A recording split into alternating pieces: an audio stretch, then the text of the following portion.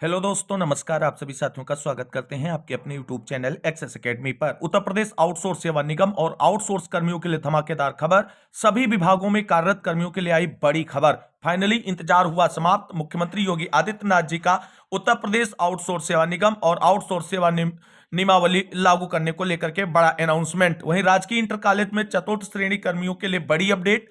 संयुक्त शिक्षा निदेशक का एक बड़ा आदेश हुआ जारी। जानेंगे सभी खबरों को इस वीडियो में विस्तार से। आप सभी भाई बहनों से निवेदन है कि वीडियो को बिना स्किप किए हुए अंत तक देखें, जिससे वीडियो में शेयर की गई सारी जानकारी को आप आसानी से समझ सकें। वीडियो में आगे बढ़ने से पहले छोटी सी रिक्वेस्ट है, प्लीज वीडियो को लाइक करें, दोस्तों में शेयर अवश्य करें। जितने भाई बहन चैनल पर पहली बार विजिट कर रहे हैं और अभी तक चैनल से नहीं जुड़े हैं तो प्लीज चैनल को सब्सक्राइब करके बेल आइकन जरूर दबाएं, जिससे आगे की लेटेस्ट और ऑफिशियल अपडेट समय समय पर आप सभी को मिलती रहे। तो आइए दोस्तों, शुरू करते हैं उत्तर प्रदेश आउटसोर्स सेवा निगम से जुड़ी हुई धमाकेदार अपडेट का यह वीडियो। साथियों, जैसा कि आप सभी लोग जानते हैं, पिछले वर्ष फरवरी में बजट सत्र के दौरान मुख्यमंत्री योगी आदित्यनाथ जी की तरफ से उत्तर प्रदेश के सभी सरकारी विभागों में कार्यरत आउटसोर्स कर्मियों के हितों को संरक्षित करने के लिए आउटसोर्स सेवा निगम के गठन का अनाउंसमेंट किया था। 1 साल पूरा हो गया है, लेकिन अभी तक आउटसोर्स सेवा नियमावली और आउटसोर्स सेवा निगम प्रभावी नहीं हो सका है। इस बार कल की डेट में माननीय मुख्यमंत्री योगी आदित्यनाथ जी की तरफ से सत्र में संबोधन के दौरान आउटसोर्स सेवा कर्मियों के हितों को संरक्षित करने को लेकर के अपनी प्रतिबद्धता का दोहराव किया और कहा बहुत जल्द उत्तर प्रदेश आउटसोर्स सेवा निगम प्रभावी होगा और आउटसोर्स सेवा नियमावली लागू होगी। किसी भी आउटसोर्स कर्मी का शोषण नहीं होगा, शोषण करने वालों पर सख्त कार्रवाई होगी और जो एजेंसियां शोषण करेंगी उनके खिलाफ भी ब्लैक लिस्टिंग का कार्य जो है वो किया जाएगा।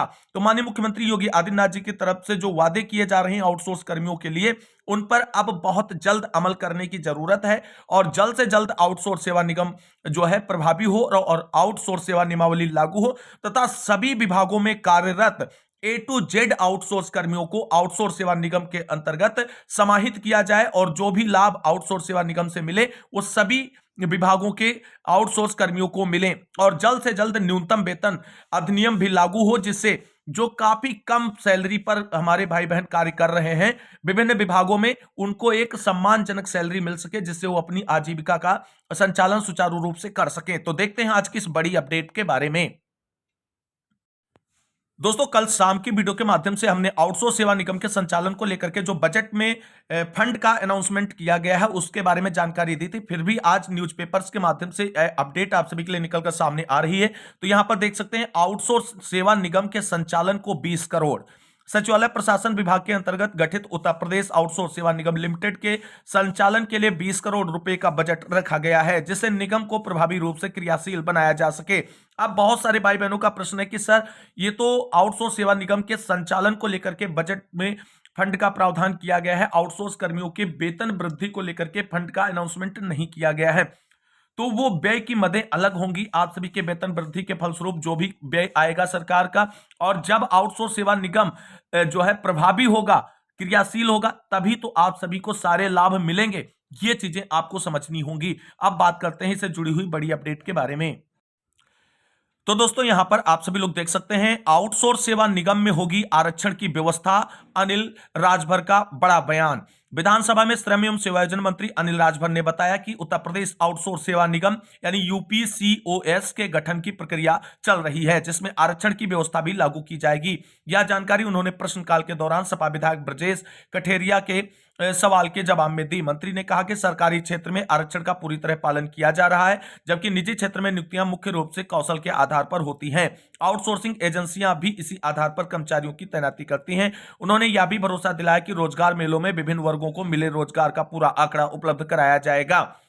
केंद्र सरकार बना रही नया वेज बोर्ड। राज्य भर ने बताया कि आउटसोर्सिंग के असंगठित क्षेत्र के कर्मचारियों को सामाजिक सुरक्षा के दायरे में ला रहे हैं। भारत सरकार फ्लोर वेज बोर्ड बना रही है। पूरे देश में न्यूनतम मजदूरी का पुनरीक्षण होगा, उसमें पूरे देश में पदवार मानदेय निर्धारित हो जाएगा। निर्धारित किए गए वेज बोर्ड से कम किसी भी राज्य में मानदेय नहीं मिलेगा। इसके लिए उत्तर प्रदेश से सुझाव भेज दिया गया है। ऐसे में कोई नई व्यवस्था राज्य स्तर पर लागू करना ठीक नहीं है। वह सपा विधायक अतुल प्रधान के सवाल का जवाब भी दे रहे थे।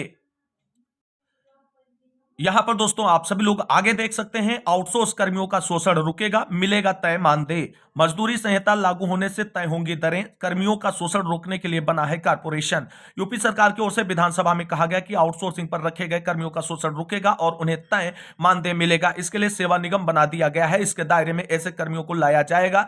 इसके साथ ही केंद्र सरकार द्वारा मजदूरी संहिता नियमावली बनाई जा रही है, इसके लागू होने के बाद न्यूनतम मजदूरी की दरें तय हो जाएंगी। यह जानकारी श्रम मंत्री अनिल राजभर ने शुक्रवार को दी। उन्होंने कहा कि आउटसोर्सिंग पर रखे गए कर्मियों का शोषण रोकने के लिए सरकार ने कारपोरेशन बनाया है। उन्होंने बताया कि केंद्र सरकार मजदूरी संहिता नियमावली 2026 बना रही है। राज्यों से इस पर 45 दिनों के अंदर सुझाव मांगे गए थे। यूपी की ओर से सुझाव भेज दिया गया। इसके बाद ऐसे लोगों को तय दर पर ही मजदूरी मिलेगी। गिग वर्करों को भी इसके दायरे में लाया जा रहा है। सपा के अतुल प्रधान ने इनका मुद्दा उठाया था और उसके जवाब में यह बात कही। तो यानी फाइनली उत्तर प्रदेश आउटसोर्स सेवा निगम अपने अंतिम चरण में है और बहुत जल्द आउटसोर्स सेवा निगम जो है मूर्त रूप में प्रभावी हो जाएगा और आप सभी को आउटसोर्स सेवा नियमावली का लाभ मिलने लगेगा और न्यूनतम वेतन का प्रावधान भी लागू होगा और इसी वर्ष लागू होगा। यह कंफर्म आप सभी लोग नोट डाउन करके बात रख लीजिए। तो दोस्तों, आउटसोर्स सेवा निगम और आउटसोर्स कर्मियों से जुड़ी हुई बड़ी अपडेट के बाद अब मूव करते हैं अगली प्रमुख खबर की ओर।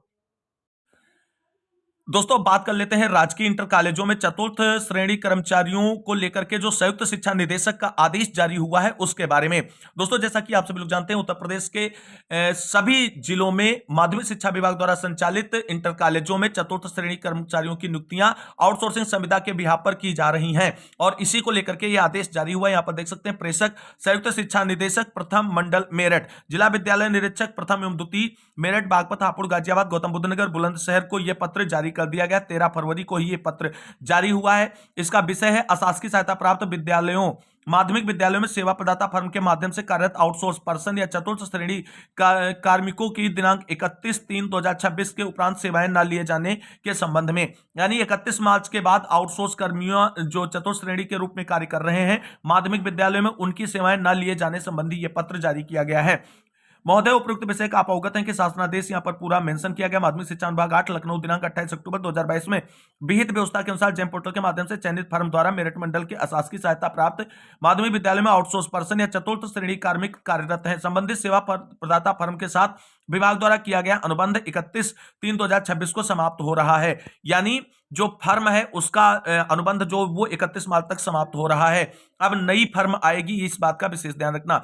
शासनादेश यहां पर मेंशन किया गया। सूक्ष्म लघु मध्यम उद्यम अनुभाग 2 लखनऊ दिनांक 26 नवंबर 2024 के प्रस्तुत 40 में उल्लिखित है कि संबंधित विभाग सेवा की आवश्यकता अनुसार यह सुनिश्चित करेंगे कि वर्तमान में चल रहे अनुबंध समाप्त होने के कम से कम 3 माह पूर्व ही मैन पावर सेवा क्रय की जेम पोर्टल पर प्रक्रिया प्रारंभ कर देंगे। उक्त शासनादेश में विहित प्रावधान अनुसार 3 माह पूर्व अधोक्षताक्षरी की अध्यक्षता में दिनांक 23/12/2025 को मंडल स्तर पर गठित समिति की बैठक आहूत की गई, जिसमें आप सभी सम्मानित सदस्यों द्वारा प्रतिभाग किया गया। समिति की उक्त बैठक में उत्तर प्रदेश आउटसोर्स सेवा निगम के गठन विषय शासनादेश संख्या यहां पर पूरा मेंशन 2025 सचिवालय प्रशासन अनुभाग 13 विविध लखनऊ दिनांक 19 सितंबर 2025 पर समिति द्वारा विचार उपरांत पाया गया कि उत्तर प्रदेश आउटसोर्स सेवा निगम के गठन हो जाने के फलस्वरूप वर्तमान में सेवा प्रदाता फर्म के चयन किए जाने के संबंध में कोई आदेश प्राप्त नहीं है। समिति द्वारा सर्वसम्मति से निर्णय लिया गया कि जेम पोर्टल के माध्यम से नवीन फर्म का चयन किए जाने के संबंध में शिक्षा निदेशक महोदय से या दिशा निर्देश प्राप्त कर लिए जाएं कि शैक्षिक सत्र 2026-27 में नवीन फर्म का चयन पूर्व की भांति मंडल स्तर पर गठित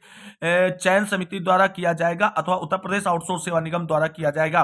मंडलीय समिति द्वारा लिए गए निर्णय के क्रम में अधोहस्ताक्षरी के कार्यालय पत्रांक आउटसोर्सिंग पूरा 17/1/2026 द्वारा शिक्षा निदेशक माध्यमिक महोदय उत्तर प्रदेश लखनऊ से दिशा निर्देश प्रदान किए जाने का अनुरोध किया गया है। उक्त के संबंध में अद्यतन कोई निर्देश प्राप्त नहीं हुआ है। ऐसी स्थिति में आपको निर्देशित किया जाता है कि आप अपने जनपद के अशासकीय सहायता प्राप्त माध्यमिक विद्यालय में प्रधानाचार्य प्रधानाचार्यों को निर्देशित करें कि वह सेवा प्रदाता फर्म के माध्यम से उनके विद्यालय में आउटसोर्स पर्सन या चतुर्थ श्रेणी की सेवाएं किसी भी दशा में 31 मार्च के उपरांत न लें।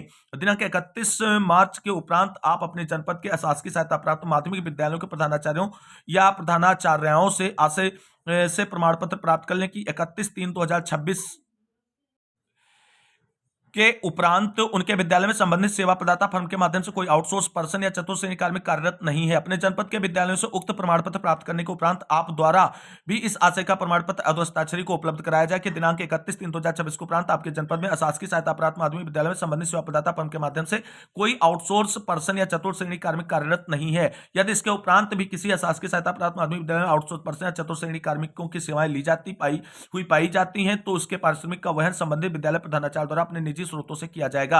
यदि इस संबंध में कोई निर्देश प्राप्त होते हैं तो तदनुसार आपको अवगत करा दिया जाएगा। उक्त निर्देशों का कड़ाई से अनुपालन सुनिश्चित कराया जाए। अब ऐसे में आप सभी लोग देख सकते हैं, मेरठ मंडल में संचालित माध्यमिक विद्यालयों में हजारों की संख्या में कार्यरत चतुर्थ श्रेणी कार्मिक जो हैं उनकी नौकरी पर संकट के बादल मंडराने लगे हैं, क्योंकि अभी तक जो सेवा प्रदाता एजेंसी जिसके द्वारा ये रखे गए थे उनके अनुबंध को आगे प्रोसीड ऑन नहीं किए जाने संबंधी कोई दिशा निर्देश प्राप्त नहीं हुए हैं और ऐसे में इन सभी के नौकरी पर संकट मंडराने लगा है। तो अब देखना ही होगा क्या आउटसोर्स सेवा निगम से इसी फर्म को आगे अनुबंधित किया जाएगा या नई फर्म के चयन की प्रक्रिया शुरू की जाएगी, क्योंकि ये हजारों भाई बहन जो काम कर रहे हैं चतुर्थ श्रेणी कार्मिकों के रूप में, इनकी आजीविका अब संकट में आ जाएगी अगर उन्हें 31 मार्च से पहले किसी भी प्रकार से जो है आगे प्रोसीड ऑन नहीं किया गया या उनकी संविदा को आगे नहीं बढ़ाया गया। तो इस बड़ी अपडेट के साथ आज की इस वीडियो में बस इतना ही। मिलते हैं एक और नई वीडियो में बड़ी अपडेट के साथ। तब तक के लिए सभी भाई बहनों को जय हिंद, जय भारत, वंदे मातरम।